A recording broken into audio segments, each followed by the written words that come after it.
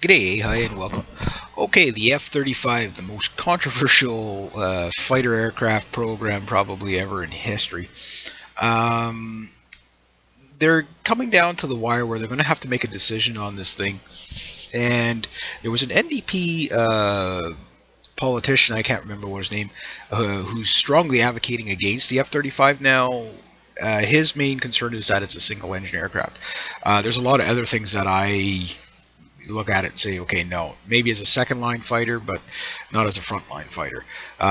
Twin engine, he makes a good point about, and it's very rare that I agree with the NDP, but I do agree that, yeah, Canada is such a big territory that you really can't rely on a single engine aircraft as much, because if your engine goes out, you got to bail out, which most pilots will probably survive, like a bird strike or whatever, to the engine, Canada Goose through the engine.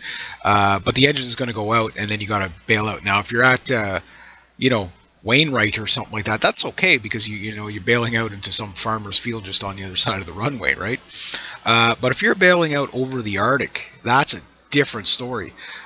It might be nice and cozy in that cockpit, but I can guarantee you the F-35 wasn't really designed for the Arctic. You see some pictures of the Arrow here. That was the only airplane that was specifically designed for Canada as a frontline interceptor, which, it was big because it had to house a lot of equipment. Now, with the state-of-the-art technology that's in the F-35, the F-35, in all intents and purposes, is not a fighter aircraft. It's an attack aircraft. That's what a lot of people seem to kind of forget. It's a multi-role, jack-of-all-trades Swiss Army knife. But again, if you have to bail out over the Arctic, you really want that second engine. So at least if you lose an engine, you can get home. The CF-100 was the same thing. It had two engines.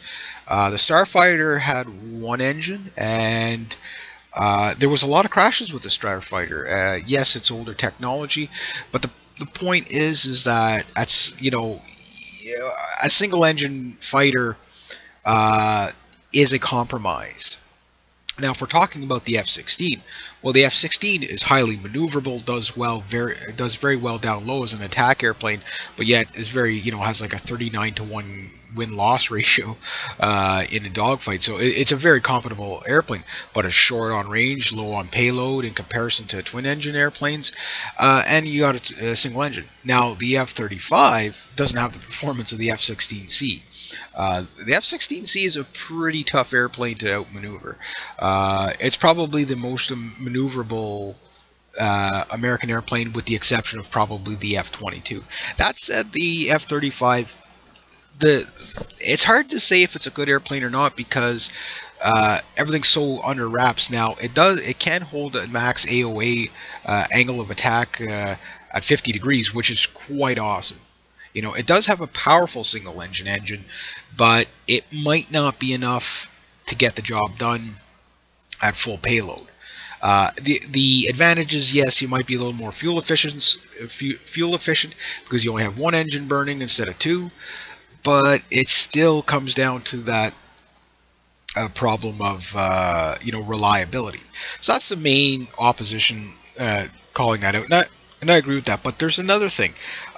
China and Russia had war games that were international war games, and they went up against the F-22 and the F-35, and they said it was like clubbing baby seals. They said it couldn't turn, couldn't run, couldn't dive, it couldn't fight, it couldn't do anything. The Su-37s and Su-35s were, outdoing it. Whether that's true or not, I mean, obviously, I can't see this airplane being that bad. But then again, Peter McKay's had in a wood. This is a wooden mock-up. This is not the real fighter. That one is, obviously. But the point is that until we see these things up and flying and see what actually they're capable of. But at the end of the day, this is an airplane that was designed for the Americans and the British, not the vast Arctic regions of Canada. So with that said, we'll have to wait and see. Rate, subscribe, share, comment, and like.